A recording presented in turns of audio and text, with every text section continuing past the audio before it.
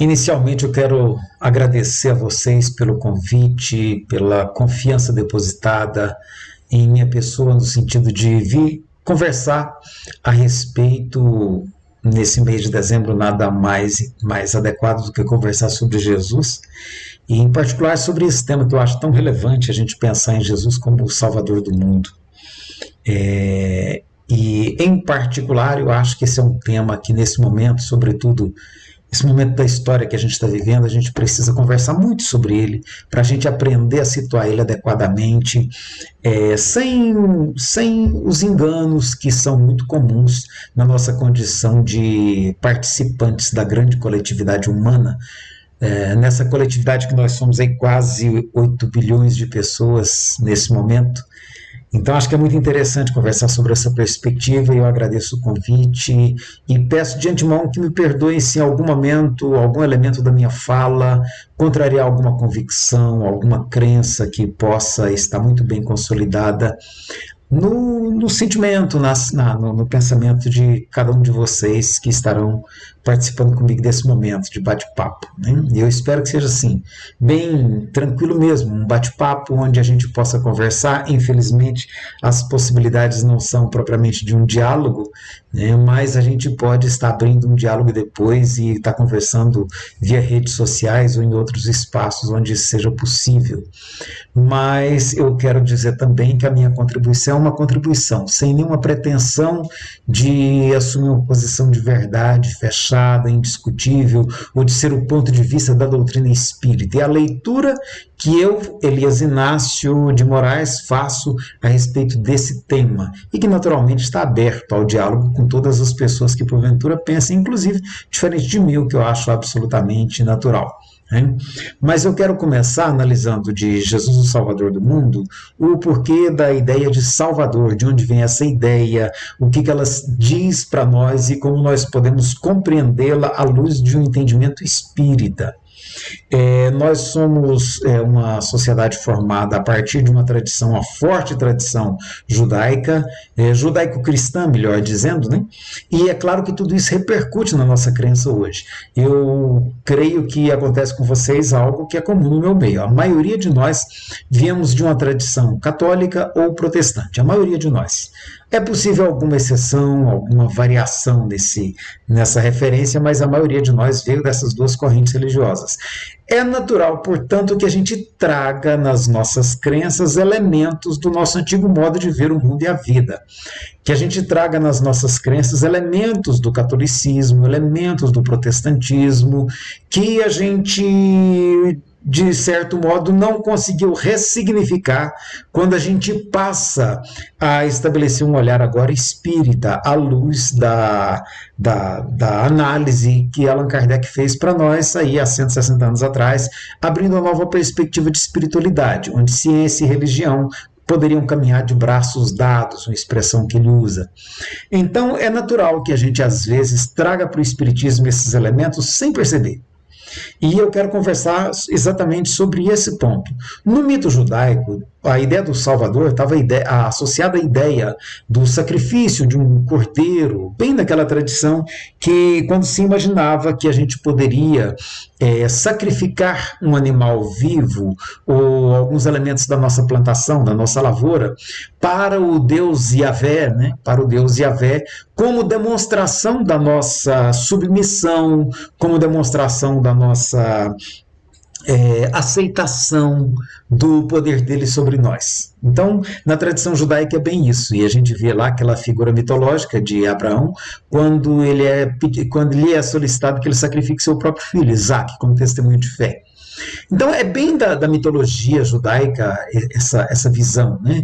Porque aí entra então a pessoa de Jesus, que seria o cordeiro que vai ser sacrificado para redimir a humanidade inteira. Então é muito interessante a gente perceber que essas coisas estão conectadas. Essa ideia de Jesus que sacrificou sua vida por nós, que morreu por nossos pecados, está bem ligada àquela ideia do cordeiro sacrificado para pedir um perdão a Deus, para alguma forma de adoração. Né? É uma visão mitológica, eu creio que isso está claro para todo mundo, né? Uma visão mitológica. Se a gente estivesse falando aqui de mitos gregos, como Hércules, talvez a gente visse isso com mais clareza. Se a gente falasse de outros mitos, de Odin, né, a gente visse isso com mais clareza. Mas como são os mitos dentro dos quais a gente foi educado e a gente se formou, a gente às vezes tem dificuldade de perceber que são mitos. E acaba vendo isso como se fosse uma espécie de história espiritual da nossa sociedade. Mas é interessante a gente fazer essa digressão para a gente começar, portanto, a refletir sobre o que significa essa ideia de Jesus como Salvador do mundo. Até porque, na visão espírita, Kardec vai estabelecer um olhar agora que é muito fundamentado na ciência. No caso dele, ele usa a ciência da sua época, né? Que é muito fundamentado na ciência da sua época, porque ele vai entender que nós estaremos construindo uma nova forma de espiritualidade, onde a gente tenha como alicerces a ciência e a filosofia que nós desenvolvemos aqui no Ocidente. Então é essa visão que Kardec vai estabelecer para o Espiritismo. Isso vai trazer um olhar totalmente diferente para essa questão de um Jesus que seria Salvador do mundo. A começar pela resposta que os Espíritos lhe dão e que ele toma como referência para toda essa construção lá no Livro dos Espíritos, né? Qual o Espírito mais perfeito que nós teríamos tido aqui na Terra para nos servir de modelo e guia. E o Espírito responde para Kardec assim, olha, dá uma olhadinha em Jesus, né? Presta atenção em Jesus. Ele responde no original francês, tá, vede Jesus. Alguns tradutores traduziram apenas como Jesus, o que alguns questionam se não altera um pouco o sentido, né? Mas o Espírito respondeu para ele, olha, vê Jesus, né? Vê Jesus, que sem dúvida é alguém que pode ser tomado como modelo e guia para esse nosso processo de aprendizado em que nós estamos empenhados. Então, daí a gente percebe uma ligação muito grande entre o Espiritismo e a tradição cristã, sem que, no entanto, possamos sacrificar a perspectiva de uma visão ancorada na ciência e na filosofia. E aí nós vamos ver como Kardec, sobretudo no livro A Gênese, vai trazer a ciência, portanto, para ampliar nossa compreensão dessa questão espiritual. Vai resgatar os valores da filosofia do seu tempo para ampliar nossa percepção da nossa realidade espiritual. Então é muito interessante perceber esse movimento para a gente compreender qual que é, portanto, uma perspectiva que a gente possa dizer espírita hoje, em pleno século XXI, 160 anos depois da contribuição de Allan Kardec. E aí eu quero, portanto, puxar a pessoa de Jesus para esse momento histórico que nós estamos vivendo, para o século XXI. E perceber que o mundo hoje é muito diferente daquele mundo, até mesmo do mundo de Kardec. Mais diferente ainda do mundo em que Jesus viveu. Jesus viveu ali na Palestina, uma região muito circunscrita, muito limitada ali do Oriente Médio, assim, as pessoas que o seguiram depois falam de uma preocupação sua em apresentar as bases para um novo reino, para uma nova forma de viver na Terra, para uma nova organização social. E ele então teria trazido ensinamentos, sobretudo, e aí entra um elemento diferencial muito interessante, fundamentados no amor incondicional ao nosso próximo, seja qual for a condição dele, ainda que ele se manifeste como nosso inimigo. Então vai ser o eixo temático de Jesus nessa proposta dele de um novo reino, de uma nova ordem social, um reino baseado no amor ao próximo. Tanto que a recomendação final dele é amai-vos uns aos outros como eu vos amei. Então é muito interessante a gente perceber isso, porque quando a gente traz essa realidade, por exemplo, para o século XIX, quando Kardec escreveu os seus livros, nós vamos perceber que naquela época a Europa se achava assim, como se fosse o mundo inteiro, né? O mundo civilizado é a Europa. O que é fora da Europa são países ainda em desenvolvimento, são povos atrasados, são povos primitivos. Existia essa visão, uma visão que hoje a gente chama de uma visão eurocêntrica, que considerava a Europa como o centro do mundo, como sendo a referência de civilidade, de progresso, né? Na direção da qual todos os outros povos caminhavam. Essa visão de lá para cá, ela sofreu várias críticas, sobretudo pelo desenvolvimento que teve a antropologia, a própria sociologia, as áreas das ciências sociais e humanas que foram se consolidando um pouco depois da passagem, da contribuição de Allan Kardec. E com esses novos olhares que foram sendo construídos, a gente foi percebendo, por exemplo, que o mundo, na verdade, não se circunscreve à Europa. Aliás, a Europa representa muito pouco do planeta Terra, quando a gente pensa na grande pluralidade que existe no mundo. Quando a gente passa um olhar pela Ásia, né, e percebe ali o tamanho de uma China, o tamanho de uma Índia, a grande quantidade de pessoas que vivem naquelas culturas, naqueles ambientes, a gente percebe que, na verdade, a Europa é muito pequena. Embora ela se achasse o centro do mundo e a referência para a humanidade inteira, ela é muito pequena em relação ao restante. Ainda hoje ela continua sendo muito pequena em relação ao restante. Né? Mas tudo bem, era a visão que os europeus tinham naquela época. E hoje a gente tem que ter claro que a Europa representa menos de 10% da população do mundo e que, portanto, não tem como a gente tentar centralizar tudo hoje na perspectiva ocidental, na perspectiva europeia. Se nós pegarmos Europa, Estados Unidos, Brasil, todos nós aqui, nós vamos representar ainda menos de 20% da população mundial. Então, assim, nós não podemos nos atribuir essa expressão que se pensava naquela época do século XIX, quando Kardec escreveu seus livros. Então hoje nós temos que ter muito cuidado para um olhar que a gente leve em conta que existem tradições muito mais antigas que a nossa, né, como acontece, por exemplo, com o hinduísmo, muito mais antigas que a nossa. Se a gente pegar só como tradição cristã, o próprio budismo. Se a gente for para a China, pegar Lao Tse, Confúcio, nós vamos ter o confucionismo, nós vamos ter o shintoísmo, o taoísmo. Então não dá para hoje a gente fechar os olhos para essas realidades. Nós temos que ter olhos abertos para perceber que há aí toda uma diversidade cultural, uma diversidade religiosa que precisa ser considerada hoje, século XXI. Nós não podemos fechar os olhos para essas questões. Então, por exemplo, eu gosto de dividir em 4 grupos. Se a gente for analisar bem o mundo, hoje está dividido assim, olha, 1/3 da população mundial,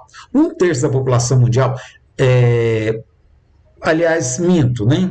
Menos de 1/3 da população mundial, menos de 30%, estão associados à tradição cristã. Então, nós cristãos no planeta Terra somos menos de 30% da população mundial. Aí nós temos um outro grande grupo, que são as tradições islâmicas aliadas ao islamismo, que representam outro grupo com menos de 30% também, fala-se em 23%, 24%, os cristãos dizem esse número, os próprios muçulmanos falam em quase 30% também, como nós.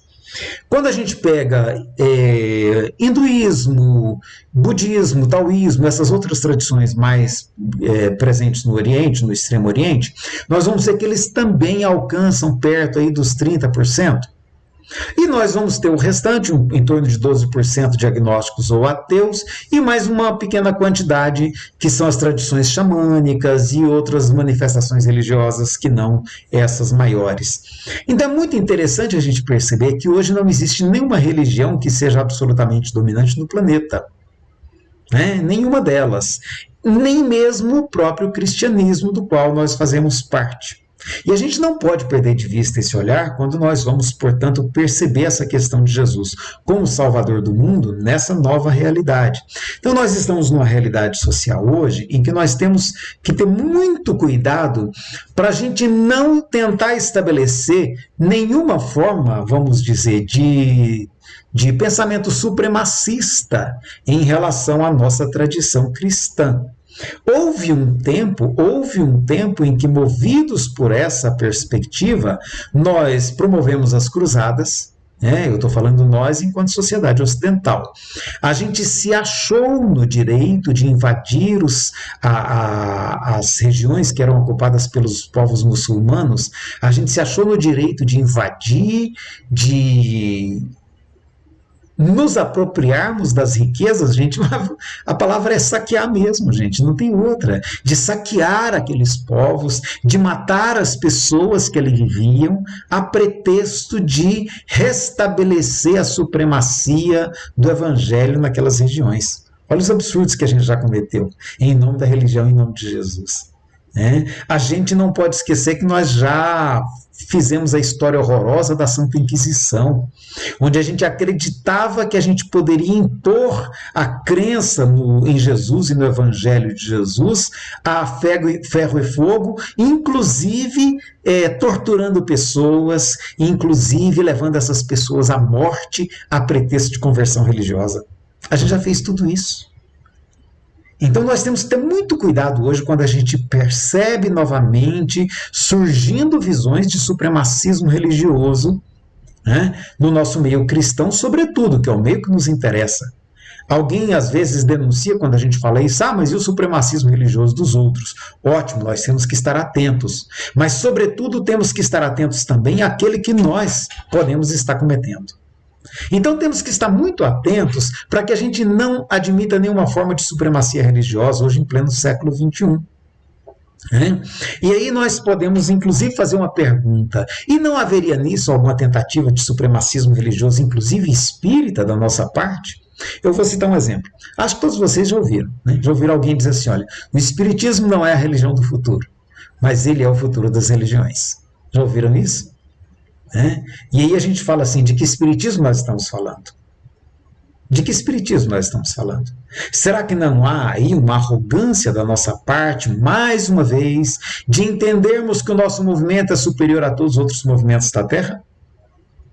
É claro que para nós agrada muito a perspectiva racional que Kardec descortinou, para que a gente possa trazer essa questão da religiosidade, da espiritualidade, associada a um pensamento científico e filosófico que é típico da nossa forma de conhecimento, da nossa forma de manifestação aqui no Ocidente. Isso nos é muito caro, a mim particularmente é muito caro, eu gosto muito disso no Espiritismo. Mas daí a pensar que o mundo inteiro gravitará nessa direção, vai uma grande diferença. E eu não posso perder de vista que não é esse o pensamento fundante nem de Jesus, nem de Allan Kardec, nem dos espíritos que participaram com ele do projeto de elaboração do pensamento espírita. Então nós temos que ter muito cuidado com essas perspectivas supremacistas que às vezes nós ainda percebemos no nosso meio. E aí então a gente pergunta assim, então como compreender essa ideia de Jesus, o Salvador do mundo? Por que Jesus achava que aquelas ideias seriam realmente salvadoras para a humanidade? E aí sim nós temos como resgatar os princípios para a gente perceber qual que é a ideia que está manifesta nessa proposta. Por que Jesus falava da construção de um reino diferente, de um reino baseado no amor, na solidariedade, um reino onde todos viveriam em paz? Aí sim nós podemos entender, e Kardec foi muito perspicaz. Quando ao escrever o Evangelho segundo o Espiritismo, ele começou afirmando lá na introdução, comecinho, a primeira coisa que ele diz na introdução, ele diz que de 5 partes se constituem os Evangelhos. Uma delas, a que fala dos milagres que teriam sido, provavelmente, como narra a tradição, a gente não tem como saber, porque são escritos que aconteceram depois da morte de Jesus, muito tempo depois, portanto podem ter ali também muitos mitos, a gente não tem como dizer isso, mas dos milagres que são atribuídos a Jesus. A outra parte seriam as predições, as profecias, também atribuídas a Jesus, e também que são narrativas depois dos seus seguidores.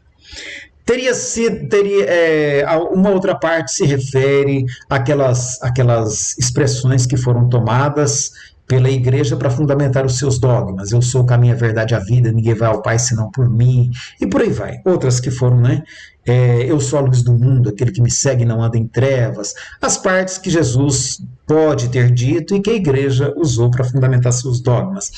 Tem uma outra parte que é dos atos comuns da vida de Jesus. Se Jesus teve ou não uma casa em Cafarnaum, se realmente ele tinha vários irmãos, como os textos parecem sugerir, por que não aparece o nome de irmãs mulheres, que a sociedade era machista, essas coisas que são comuns da vida de Jesus. E a outra parte, Kardec identifica que é a parte do ensinamento moral. Olha a sabedoria de Kardec. Ele diz, sobre essas 4 partes, sempre houve e sempre haverão controvérsias. Sempre houve e sempre haverão controvérsias. Sobre a parte do ensinamento moral, no entanto, essa nunca foi objeto de dúvida. Nela todos os credos se identificam e todos eles se apoiam. E se a gente pegar os fundamentos da parte dos ensinamentos morais de Jesus, e se a gente for lá para a Índia, com essas mesmas ideias, nós nos entenderemos perfeitamente com qualquer seguidor do hinduísmo. Por quê? Porque essa parte ela é de todos os tempos, de todos os povos, ela é como se, pode dizer, Kardec entende que ela seria uma espécie de moral universal. Todo mundo vai concordar com que a gente ame o próximo como a gente ama a si mesmo. Todo mundo vai concordar que a gente tem que fazer para os outros como a gente gostaria que fosse feito para nós. Todo mundo vai concordar em buscar primeiro o espiritual, que o material a gente dá conta depois. Todo mundo vai concordar com a resignação do ponto de vista do respeito aos limites que nos estão postos, né? Inclusive do ponto de vista de ser o nosso falar sim, sim, não, né? Todo mundo vai concordar que nós podemos ser o sal da terra e a luz do mundo se a gente fazer brilhar a nossa luz para clarear o caminho alheio. Né? Então nós não teremos ponto. Talvez alguém possa discordar do amar aos inimigos, e aí é a proposta mais radical de Jesus. Talvez alguém possa discordar de se alguém pede para a gente caminhar com ele 1000 léguas, a gente ir com ele 2000 passos, ir com ele 2000. Então, assim, pode ser alguns elementos que alguém pode falar assim, olha, mas esse evangelho do Jesus de vocês, ele apresenta um nível de renúncia muito grande. E a gente vai dizer, sim, Jesus realmente apresentava um nível de renúncia, de sacrifício em favor do outro, extraordinário, que às vezes é difícil a gente mesmo compreender. Mas é interessante que nós vamos nos entender com hinduístas, nós vamos entender com budistas, nós vamos nos entender com islâmicos, com shintoístas, com taoístas, com povos xamânicos, com candomblecistas, nós vamos nos entender com qualquer ser humano se a gente for discutir a parte moral. E todos nós vamos concordar em que realmente são ideias que podem nos ajudar a resolver os problemas centrais da nossa vida humana aqui na Terra, seja do ponto de vista individual, seja do ponto de vista coletivo. Então é nesse sentido, no sentido das ideias que Jesus apresenta no seu evangelho e que são as ideias fundantes de todas as tradições espirituais de todos os povos, são elas que sim são ideias, a gente pode até dizer, salvadoras para a humanidade. Alguém já questionou assim, mas a ideia de salvação a gente não pode desconsiderar, até porque Kardec fala que fora da caridade não há salvação, lá no capítulo 15 do evangelho. Né? Sim, mas Kardec está falando de salvação, ele está fazendo um paralelo com a tradição da Igreja Católica, fora da Igreja não há salvação. Né? Então ele faz um paralelo e fala, olha, cuidado, essa ideia de que fora da Igreja não há salvação é uma visão equivocada. Nós podemos até dizer que fora da caridade, e o que é a caridade? É o amor ao próximo. É o amor ao próximo manifesto na nossa atitude. Né? Não é aquele amor assim, eu amo o meu próximo e deixo ele passando a míngua, né? Não, é o amor ao próximo atitudinal, na atitude, se manifesta na atitude. Então é esse amor ao próximo que Kardec, portanto, vai dizer, olha, fora do amor ao próximo não há salvação, nem para nós enquanto seres humanos, nem para nós enquanto sociedade, nem para o nosso planeta. Então é essa a ideia. É a ideia do amor ao próximo, de uma sociedade pautada nesses valores, portanto, que é a ideia salvadora para a humanidade. É nesse sentido que nós precisamos compreender Jesus como salvador do mundo, pelas suas ideias, e não pela sua pessoa, pela sua referência, pela religião que se construiu em torno da sua pessoa, da sua vida, dos seus exemplos, dos seus ensinamentos. Então nós temos que entender que no século XXI, No século XXI, todas as expressões religiosas que foram desenvolvidas no mundo ao longo dos milênios são parte desse movimento de, vamos dizer, regenerador da humanidade e merecem ser respeitadas, valorizadas e são essenciais para um bom entendimento dos seres humanos, para que a gente possa ter múltiplos caminhos de nos encontrar enquanto espiritualidade. Então nós precisamos ter muito cuidado em entender que a proposta de Kardec, dos espíritos ou do próprio Jesus, não é de uma supremacia religiosa cristã, de modo algum, é de uma apresentação de uma perspectiva ética que possa estabelecer paz nas nossas relações humanas. É de apresentação de uma perspectiva humanista que seja capaz de romper com as contradições existentes no nosso meio social. É com a apresentação de uma maneira de olhar para o nosso próximo que não permita a continuidade das inúmeras situações de abuso que nós ainda temos no nosso planeta. Daí Kardec, portanto, vai dizer do que é uma civilização completa. É uma civilização onde todos esses vícios do passado, ou todos esses elementos que alimentam o nosso orgulho, o nosso egoísmo, a nossa divisão, as nossas divisões sociais, os nossos preconceitos de classe social, os nossos preconceitos de raça, de etnia, de cultura, onde nada disso possa prevalecer. Então é muito interessante a leitura que Kardec vai fazer, portanto, dessa correlação com os princípios éticos apresentados por Jesus para a constituição de uma sociedade ideal agora, já nesse momento que nós vivemos, que é o que ele percebe e chama de mundo de regeneração. Que tem a ver com aquela percepção de Jesus de construir um reino dos céus aqui na Terra. Então é nesse sentido que nós vamos perceber, portanto, a ideia de Jesus como sendo o Salvador do mundo. E aí sim, só o amor é capaz de nos salvar das inúmeras contradições que ainda existem no nosso planeta. Se não for por um olhar amoroso, nós não vamos conseguir saída. Então, se a gente pegar cada um dos problemas sociais que a gente enfrenta hoje na Terra, vamos pegar, por exemplo, o problema da imigração. O mundo virou uma situação, nós estamos vivendo uma situação do ponto de vista migratório gravíssima. A ONU registra que em poucos momentos da história nós tivemos um momento tão grave quanto o que nós estamos vivendo hoje, em particular por alguns confrontos de ordem de política, da geopolítica, grandes disputas pelas fontes de recursos a partir das nações mais poderosas e geram conflitos enormes, guerras como a que nós temos na Síria, que acabam expulsando da sua localidade grandes contingentes populacionais, porque enquanto os poderosos estão guerreando entre si com armas, com mísseis, com bombas, né, quem está pagando o preço são civis. Quem está pagando o preço pela disputa da rota do petróleo na Síria é a população civil. E na intenção de fugir desse conflito, eles vão tentar bater nas portas da Europa, e a Europa fala, como assim? Nós não podemos receber esse tanto de gente aqui. E aí as barreiras imaginárias que nós criamos ao redor de cada povo, como se isso fosse coisa de Deus, elas se tornam, portanto, barreiras que impedem a manifestação do nosso senso de humanidade, de acolher quem está em situação extremamente prejudicada por conta dos conflitos de interesse econômico que acontecem no planeta. Então nós vemos os conflitos que estão acontecendo aqui mesmo na região da América Latina, que também tem motivação econômica, não nos iludamos. Todas as guerras até hoje foram feitas por motivações econômicas. Então, a mensagem de Jesus é essa: não há solução para esses problemas se nós não conseguirmos colocar o amor à frente desses conflitos. E aí, para colocar o amor à frente desses conflitos, nós, enquanto sociedade, temos que aprender a fazer escolhas adequadas, escolhas que estejam sintonizadas com o princípio da amorosidade. Porque senão, ao invés de ajudar a eliminar os conflitos, nós vamos aumentar os conflitos. Hoje, outro grande problema que existe, o grande fosso social que se construiu entre pobres e ricos no planeta Terra. Hoje nós temos 1% da população detendo quase metade da riqueza do mundo, e a outra metade sendo dividida entre os outros 99%.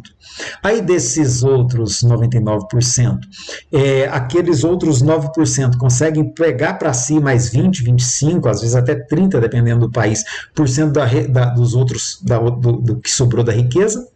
E aí vai descendo para a pirâmide social, a hora que nós chegamos lá no final, a última metade mais pobre da população fica disputando entre si míseros 5% da riqueza que todos os anos eles ajudam a produzir com o seu trabalho. Então esse grande fosso social é outro problema sério, que nós enquanto sociedade estamos sendo chamados a solucionar.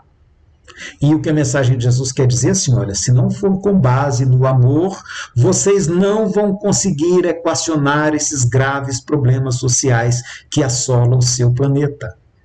Não adianta a gente advogar aqui uma meritocracia que vai dizer assim, não, cada um tem sua oportunidade, sua chance, e todos têm liberdade de conseguir o que quiserem, que a gente sabe que não é tão assim. Não é simples assim.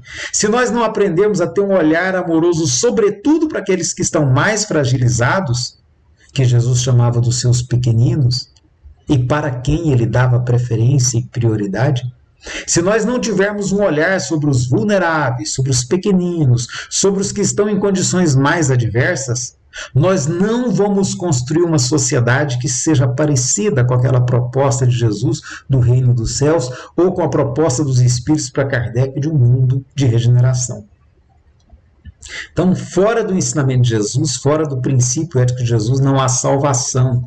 Nós não vamos conseguir equacionar problemas como a violência, tá?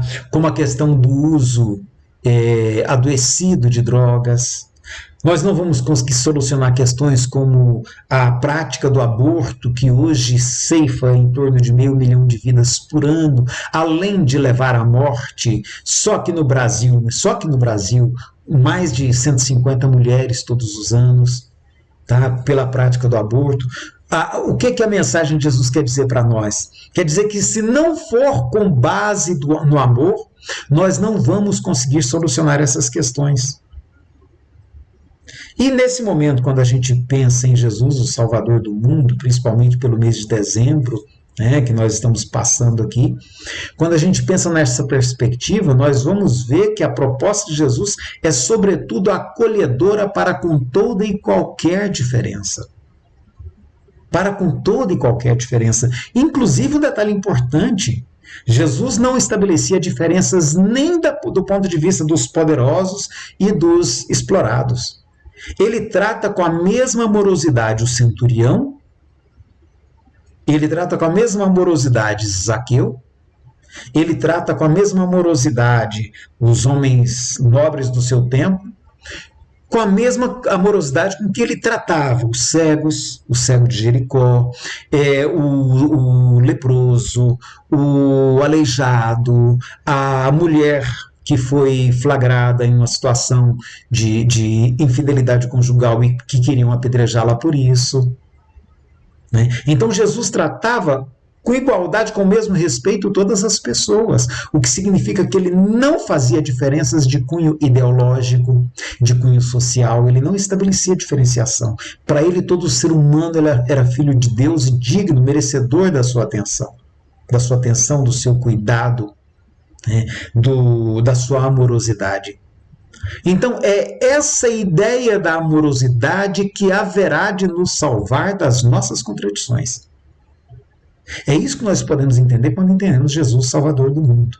A gente, infelizmente, vem de um passado de conflito religioso, de disputa religiosa, onde a gente queria fazer Jesus ser o mais importante, a gente queria que Jesus fosse mais importante que Maomé, a gente queria que Jesus fosse mais importante que Buda, e não é essa a proposta, não é esse o entendimento. Não é esse o entendimento. A ideia é que sejam as ideias de Jesus, seja a ética que ele propõe, que seja a ideia que há de nortear todo e qualquer processo de resolução dos conflitos humanos onde nós estamos inseridos. Porque se nós nos inserirmos, se nós conseguirmos aplicar esse princípio do amor nessas questões, nós encontraremos, portanto, saída. Daí Kardec, portanto, dizer e colocar lá no meio do seu livro, o Evangelho segundo o Espiritismo, né? Se não for com base no amor, na amorosidade, nós não conseguiremos escolher as soluções mais adequadas para o nosso planeta, para a nossa vida social. E nem para nós mesmos, porque é o amor que nos redime enquanto indivíduos também, na nossa busca de ascensão espiritual em que todos estamos envolvidos. Então, meus amigos, meus irmãos, meus colegas, companheiros de ideal, né, eu quero agradecer a esse convite que me foi feito e dizer que nós temos agora para o início do ano que se inicia, para 2021, esse desafio de colocar o amor como referência, o amor como ponto de partida para todas as pautas sociais, para todas as pautas individuais que nós fomos chamados a opinar, a discutir nas redes sociais, nas nossas conversas com os nossos amigos, nas nossas escolhas políticas que a gente vem a fazer e que nós teremos que fazer. Né?